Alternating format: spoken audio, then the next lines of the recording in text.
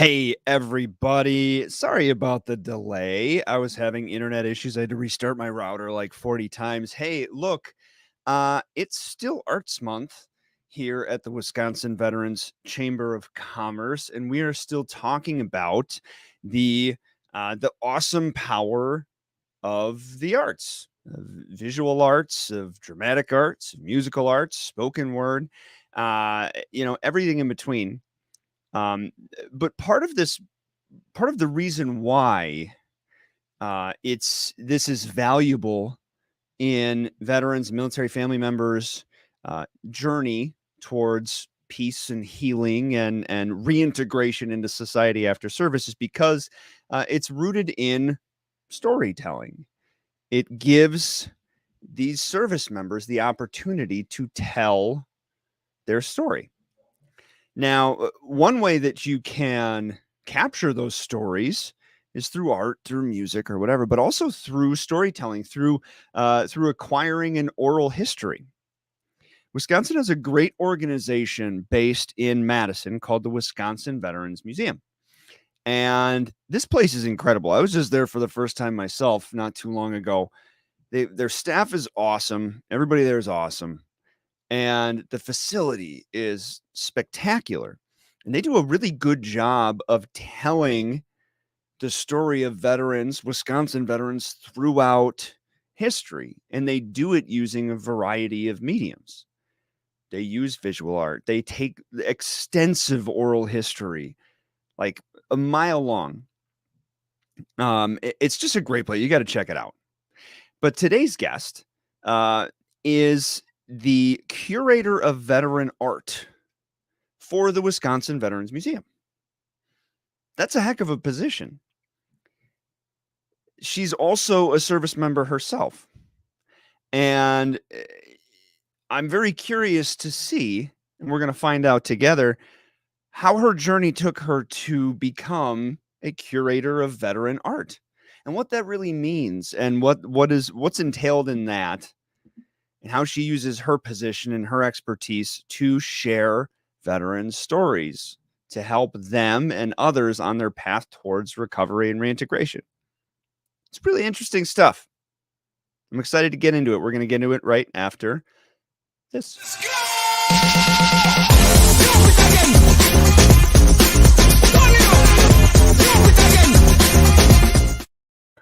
Oh, I got caught with my coffee again. I need to extend that video just a couple more seconds so I can chug a little bit more coffee.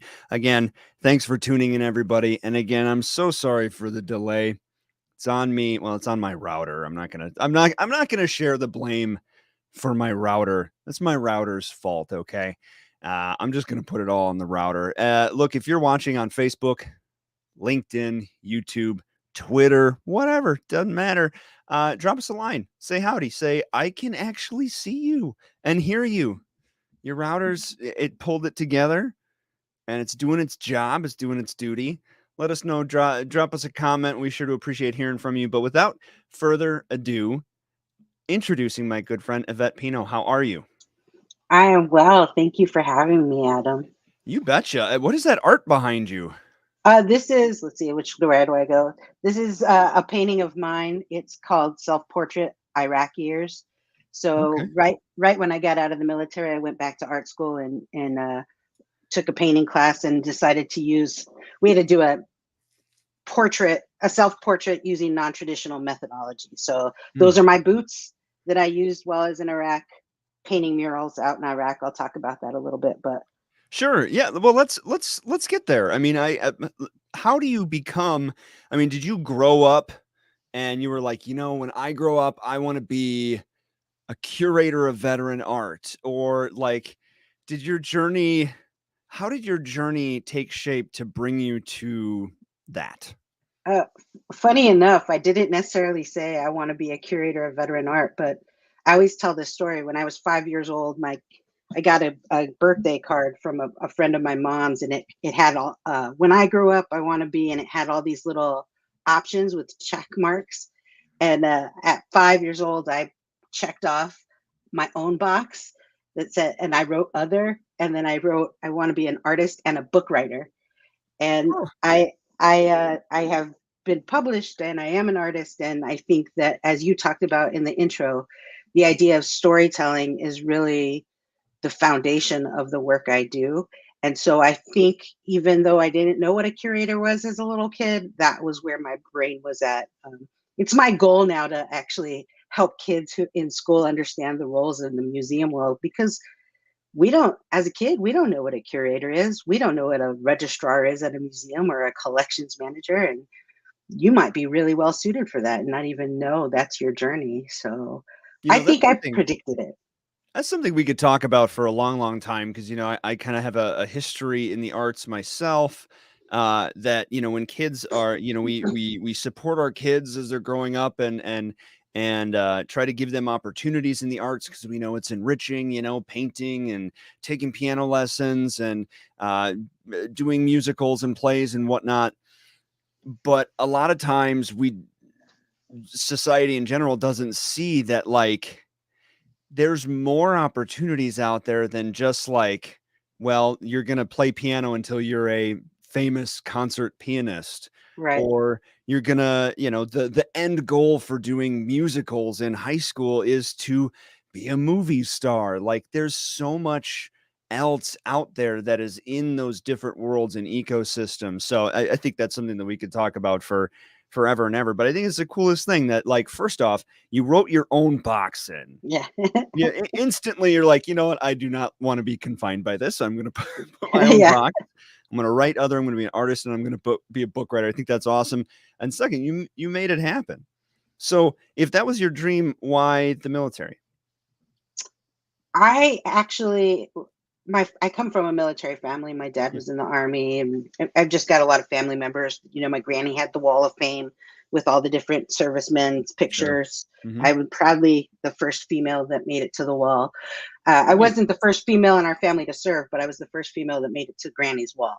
Okay. Uh, so I was really proud of my basic training picture. But I had wanted to serve early on, and the Air Force, I wasn't at the weight they wanted me to be at early on, but I moved forward onto a professional career in theater, and I was a stagehand.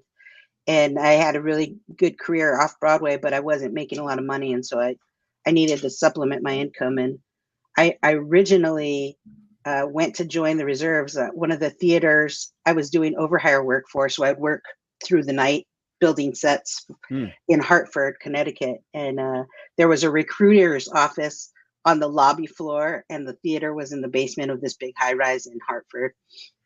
So I'm working 4 jobs trying to figure out how to make ends meet. And I finally had just kind of had it one day after my third overnight shift, and went to the Hmm. recruiter's office and said, "Can you help me out?" And they were going to help me out a little bit. I was really naive, thinking how that would supplement my income, uh, Sure.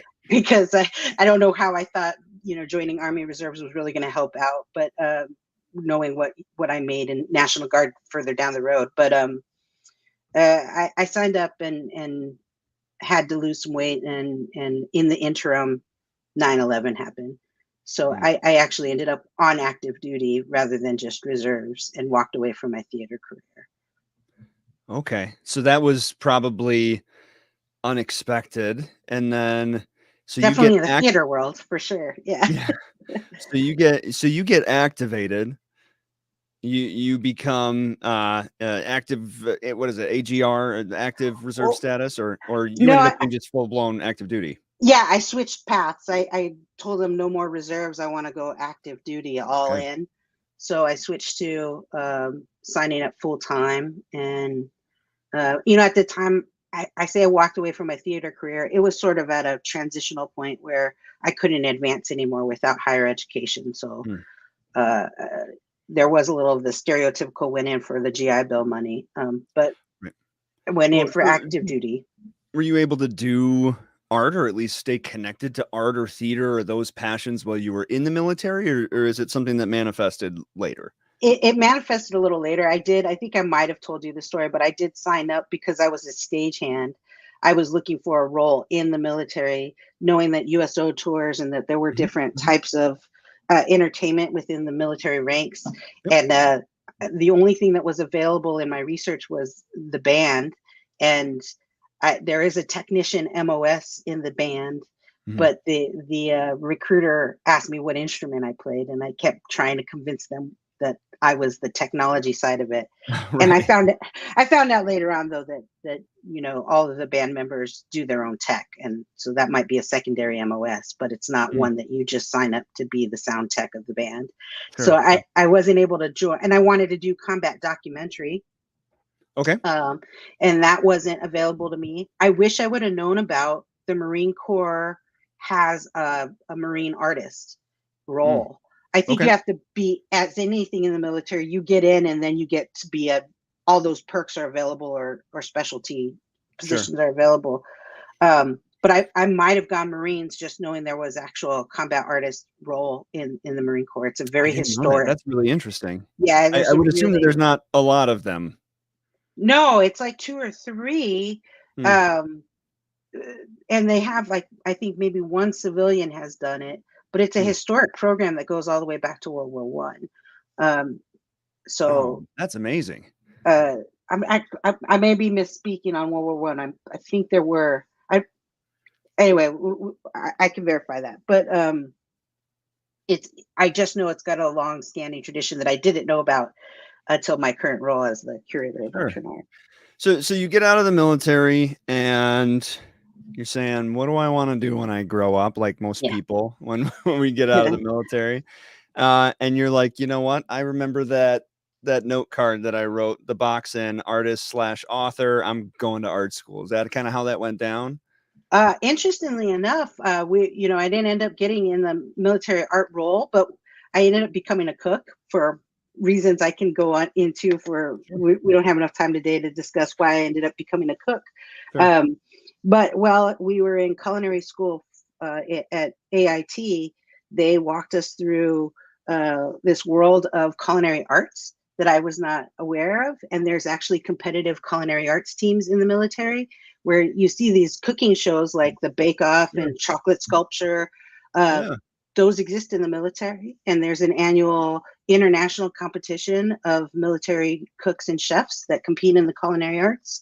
You're teaching me all sorts of stuff that I didn't know today. That's incredible. Yeah, so at Fort Lee, they walk you through. There's the giant, like, life-size chocolate sculptures of generals and butter sculptures, and I said, I want to do that. Like, there's my art connection.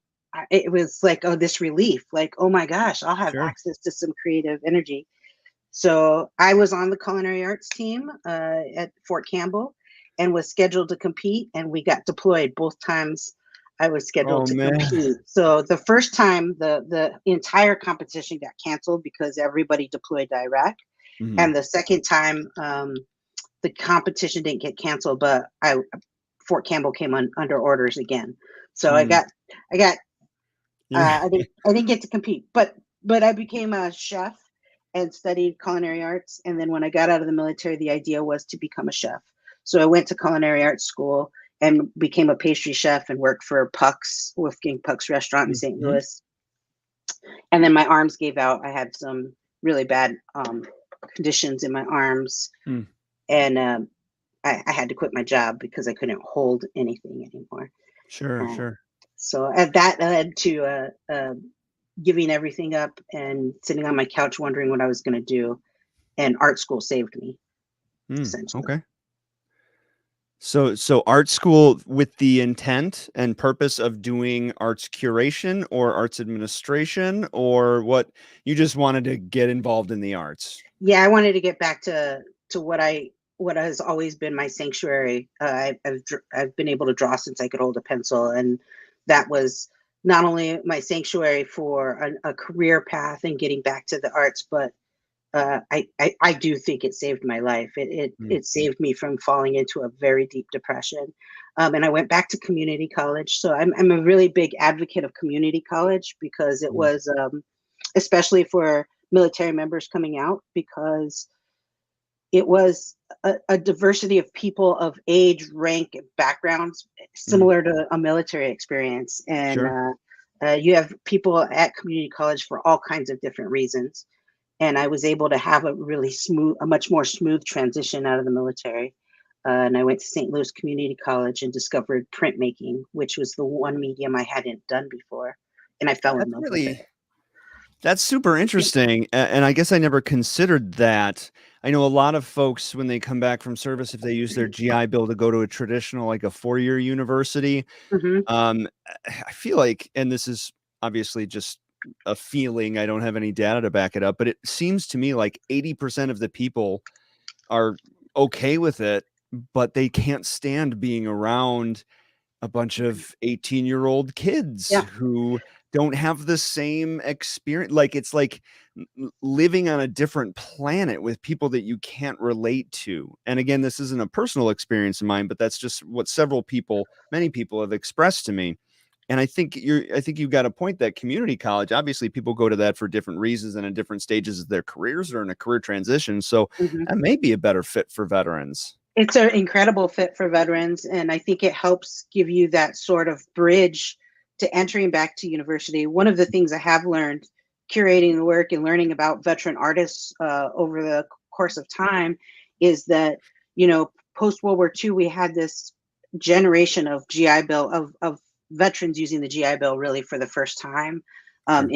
in mass, and the artists that went back have a really unique experience because art school, you know, artists think a little bit differently in general, right? But like you put an artist who thinks a little bit differently, but also has the life experience of whether it's combat or that military experience, and they just have a different, I think, discipline than what your 18 or 19-year-old art student has, and Yeah. that's not anything against the kids that are in art school. It's just I different. just different. I love their Yep. creativity, but I think post 9/11 veterans are giving the World War II veterans a run for their money in terms of returning to universities in in large groups to Sure. study, and they're focused on their degree. They're not there to party. They're not there to have that young The experience. college experience. Yeah. Yeah, and so what happens is doors get opened up before them because they want to work, and the Right. professors can see that, and so they sort of hand them the keys to the kingdom. And if you're willing and wanting, you usually can move forward. That's not always the case. You still have to work for it and communicate your wants and needs. But I think that there's a lot of us that return back to school with a very specific vision and how we need to proceed or what we need. It depends on what your goal or focus is. Right. Well, so you finished art school and you Mhm. said it was St. Louis area. Wh- Mm. What brought you to Wisconsin and how did you connect with the Wisconsin Veterans Museum? Yeah, I actually took 2 years at community college, and then my spouse we got relocated to Madison Oh, okay. for their employment, and so um, it was perfect timing. It was my 2 years of community college was complete, Hmm. so I was ready to finish my bachelor's, and I Got had it. almost finished a bachelor's before I became a professional stagehand. So I just needed to finish my degree. Hmm. Um, and it was perfect timing for transition. I honestly moved to Madison not realizing the level of institution like the University of Wisconsin Madison is. A Yeah. lot of folks were surprised I got in on my first try, and I was Right. like, "It's a state school. I don't understand what the deal is." And then, really quickly, I understood the caliber of institution that the University of Wisconsin is, It and we is. are the Yeah. It's number one. not easy to get into. That's for sure. Right, and we're the number one printmaking institution in the country. We still hold that rank, which was Really? created by by these legacy World War II veterans that established a monumental program here in the Midwest. Um, so we still hold the rank of number one. So I literally, out of serendipity, ended up in not an incredible university, but also an incredible printmaking um, uh, museum. School. And while I was looking for work study, I found a flyer hanging up that said veteran work study at the Wisconsin Veterans Museum. You can have veteran work study, report to the research center at the Wisconsin Veterans Museum.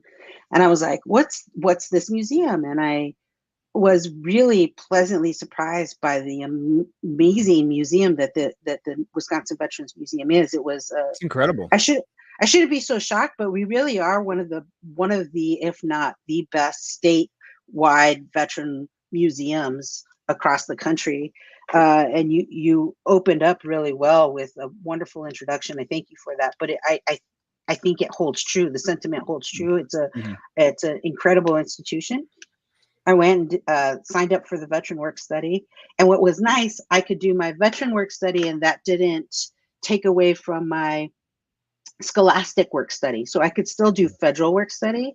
I was able to work at the Chazen Museum of Art as the assistant to the Nice. Curator of Education.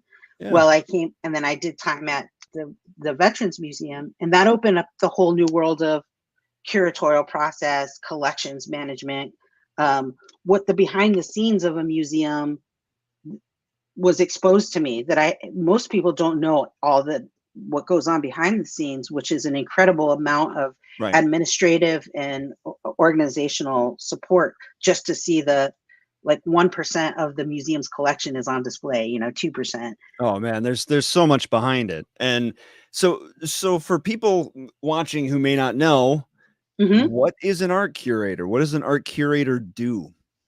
My primary role is to research the role of the veteran artist. We are a veterans museum, so our work is to tell the story. Every veteran is a story, with specifically Wisconsin veterans. Now, I research veteran artists from around the country, but my primary goal is to seek and find out about all I can about Wisconsin veteran and their art practice, veterans and their art practice. And there is a wealth of information out there. But what I found is we recently, I guess I should preface that by a research. And then that research leads to putting together the stories that we want to tell for exhibition purposes. So, for example, Harold Schmitz, Milwaukee native, World War II veteran, served in the 955th Topographical Engineer Company in World War II. Mm-hmm. His daughter brought his collection, his sketchbook that she found, to the museum, and we accessioned it into our collection. And Harold has since passed on, but we worked with his family for a 2-year process to learn about these drawings, learn about his background, learn about who he was, learn about who the 955th Topographical Engineers were. And we were then able to put his artwork on exhibit, like you would think of any art exhibit.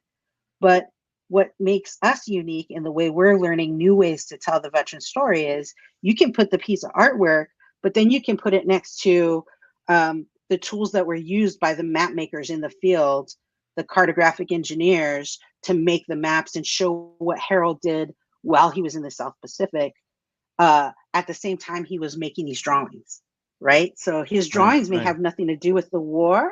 They might just be these beautiful landscape drawings, but they have so much to do. The subject is influenced by your surroundings, right? And that's part of his story. So that's my job, is to figure out where those stories are, how they can be presented in a way that allows for conversations to happen and to create more dialogues. Maybe other veterans come in and say, New Caledonia. I remember my grandfather telling me about every service member that was shipped in past the lighthouse in New Caledonia. This is a drawing that was in Harold's sketchbook, prompted story after story that maybe they never even met Harold, but now we have these new stories of other Wisconsin veterans that passed through that same path. That's what artwork can do. Both, I'm talking about visual artwork, but my role but it's not just visual artwork, right? I mean, if anyone's ever been to this museum, you've seen it. It's not just visual art, but you actually you have a library of oral history that you've recorded, and then you also have asset acquisition, like you have uniforms of different branches throughout history that a Wisconsin service member would have worn during X conflict, and you've got planes inside of you have all sorts of different assets. Can you tell us about what it's like collecting all of those different disparate items And is it fun? Is it grueling? Is it hard? Is it challenging? Do you just happen upon things, or how does that work?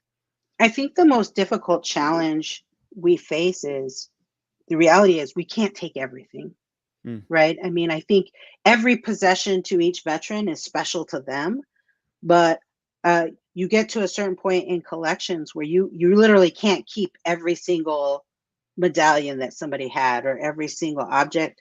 And so the fun part, but the most challenging part, is finding the story that's attached to the object that makes it stand out, right? And doing so respectfully without negating a service member's experience, right?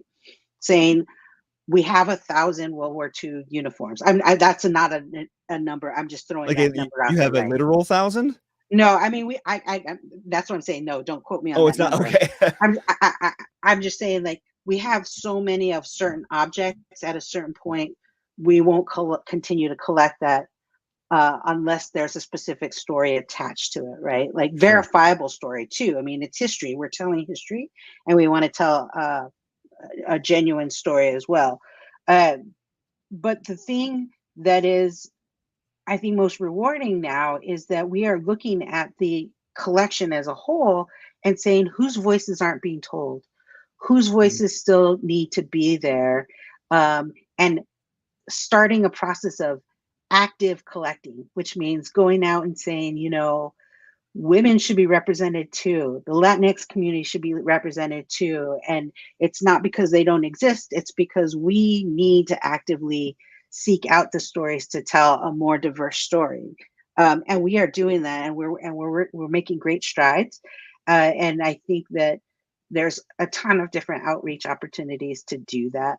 I personally always use the artwork because we are able to make those connections with people.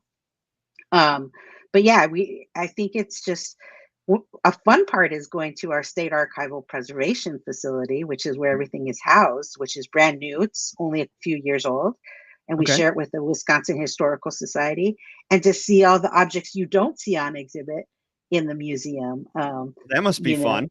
it is fun, and it's a little overwhelming sometimes. And I think for me as a veteran, what makes it special, but also a little challenging, is that you realize no matter what generation or no matter what gender, oftentimes we have the same stories as Mm. others that came before us.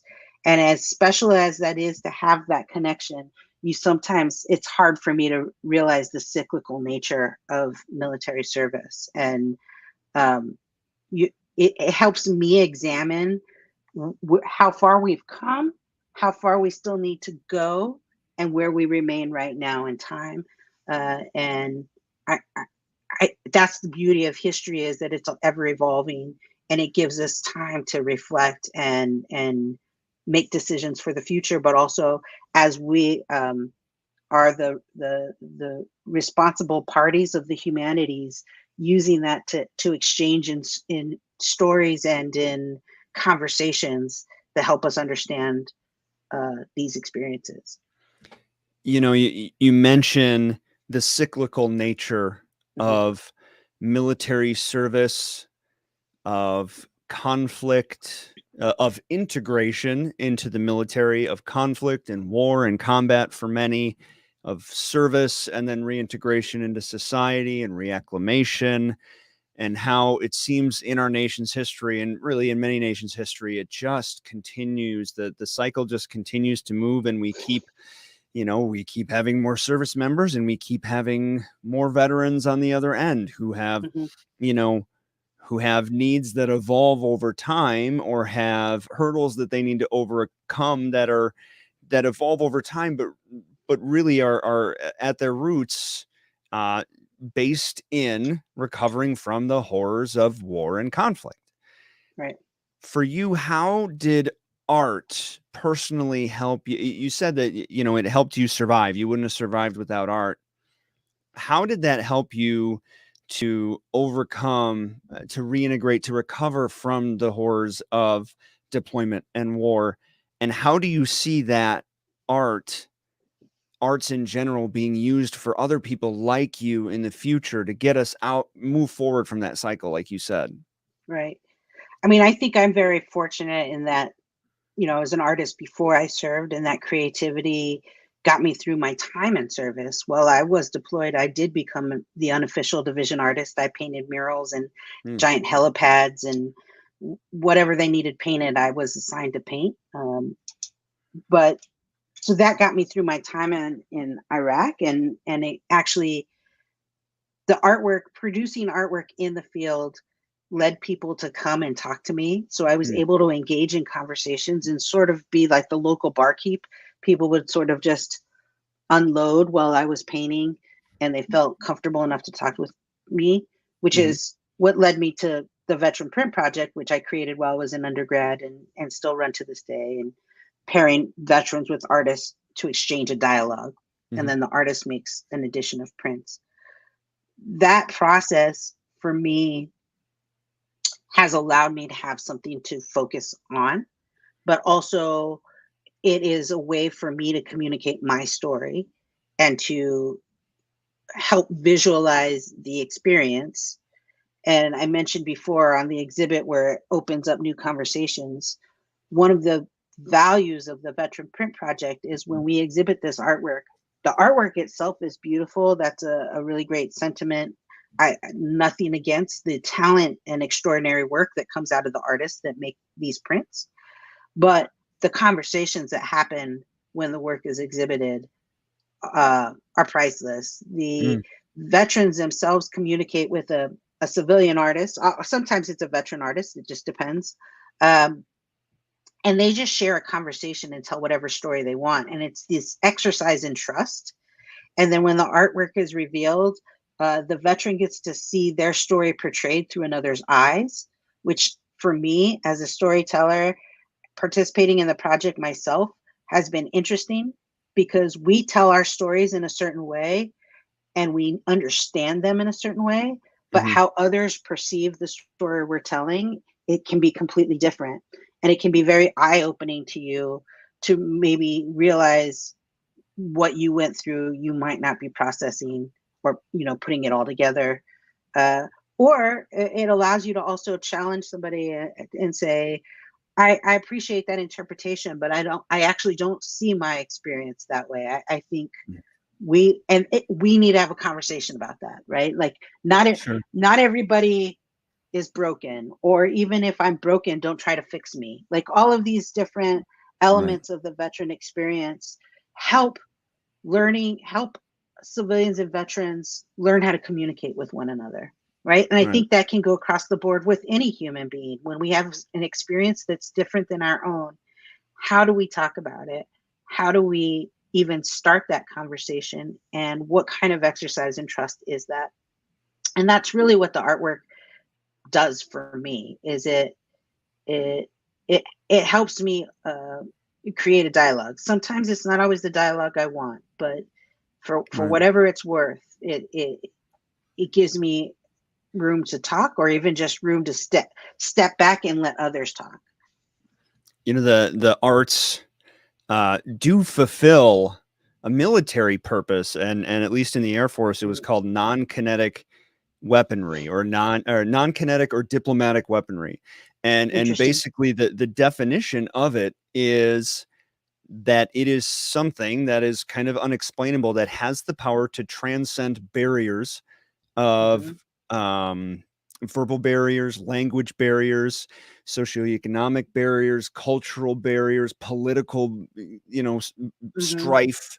All the arts are a way that disparate, differentiated communities can find common ground, and it really Yep. does a great job of bridging that gap, whether it's somebody from a different country or somebody or your next door neighbor who may not be a veteran or is a Yep. veteran and you're not, and you don't, there's a language barrier there, there's a cultural barrier, a social barrier there. Arts are Yep. a great way to bridge that gap, like you said. I'm really glad you said that. I want to ask you about the Veteran Print Project. Can you tell us about that? Because you said you started that as you were finishing your undergrad, and it's something that you're continuing to do now. And I think I saw some of those pieces at the museum, didn't I? Well, so there were a couple on exhibit. We currently have a print exhibit on display at the museum that is uh, artists who served in the military who are printmakers Hmm. from Civil War to present day Nice. as part of the Southern Graphics International Printmaking Conference that was in Madison in March. That was that, but several of the Veteran Print Project prints were on exhibit. While I was an undergrad, I told you about doing my veteran work study at the museum. I was Hmm. learning about the value of oral history. I was working with another veteran, Matthew, who's a Marine Corps veteran, who was doing his work study, recording oral histories. And we were trying to get the newest generation, our generation of veterans, to tell their story before they forget it. That's a whole nother story about when people are ready to tell their story and being I would cognizant of imagine that. that would be Yeah. very challenging. Yeah. Yeah, and not try and force people. That people Yep. have to be ready to be able to share that. But I was also an art student, and I realized that my fellow classmates, we talked about these 18, 19-year-old kids in art school. Yeah. Uh, they were, at this time, this was 2009. I had just done 2 tours in Iraq. We had been in war in Afghanistan and Iraq since, 2003, 2002, Yeah. 2003.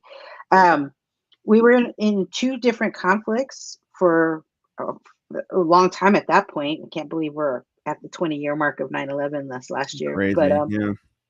uh, these kids that I was in school with didn't seem to have any connection or knowledge that we were actually at war. And they were, in art school, we draw things, you learn from appropriating other artwork, other imagery. And a lot of people were drawing tanks and whatever they could find on the internet. And anytime I would see something that was military related, I was like, oh, the beacon went off. Are you a veteran? Like, did you just get out to you? And they Mhm. would look at me like I was from some other planet. And they were like, no, I'm not a veteran. And I realized that there was a disconnect with the imagery that they were drawing to what was really happening in that. Right. And the student veteran organization that I was a part of, we were all starting to realize that we were self-isolating. We were only sticking with each other, and we were no Right. Right. longer wanting to engage with civilians anymore. Hmm. And I realized that wasn't going to be okay for me long term. That isolation. And so the print project was a way to marry all my different loves together, get more people to do oral histories, get the printmakers in the local print community that I was working with to get a new project, and to get these artists to understand the veteran experience. That's why it's not the veteran creating the artwork. That's where it's a printmaker meets a veteran. They share a conversation, and then the print is made, and the veteran is just sharing their story. Right on. That's important to me because it's about the conversation. Right. Right. That's incredible work. Incredible work that you're doing. Is there anything else you want to share about what you're up to with the Veterans Museum, or anything that's coming up in the future that you're excited about in the veteran arts world? Yeah, so we talked a lot about the visual arts today, but like we mentioned, it's not just about the visual arts. We talk about music, theater. We are working with Feast of Crispian, based out of Milwaukee. Yep, they're They awesome.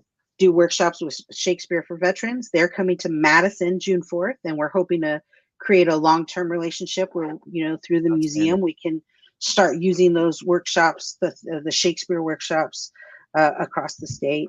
Very I cool. know Very, very your cool. Vets Light Up the Arts is coming up in Mhm. May, and we're excited about that.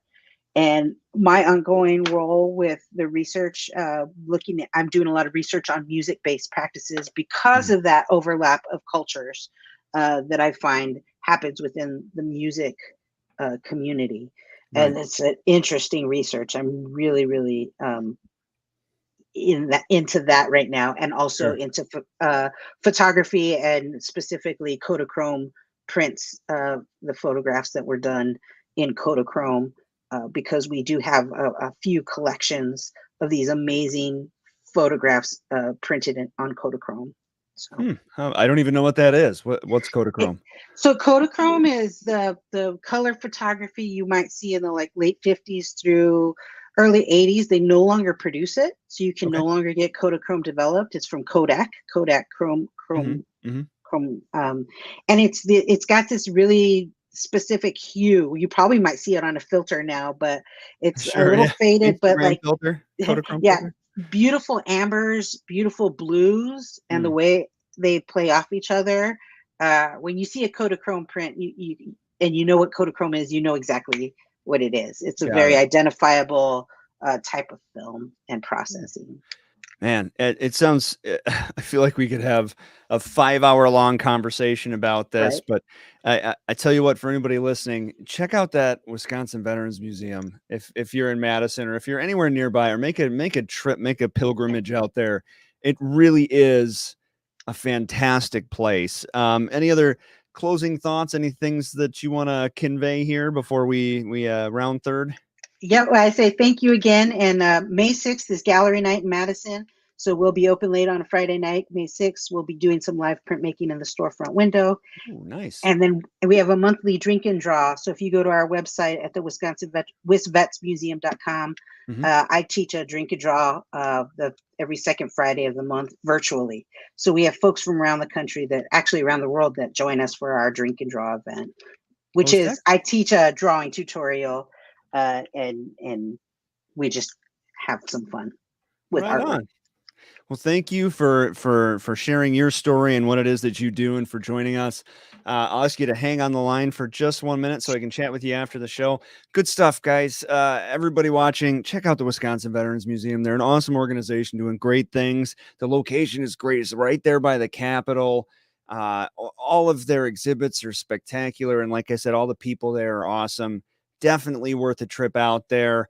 And Yvette sharing her experience there is just the coolest. And man, there's a lot of talent in our military. There's a lot of talent in our military. The whole idea, the stereotype that we're some sort of veterans are some like robotic, worker bee, homogenous hive mind sort of thing.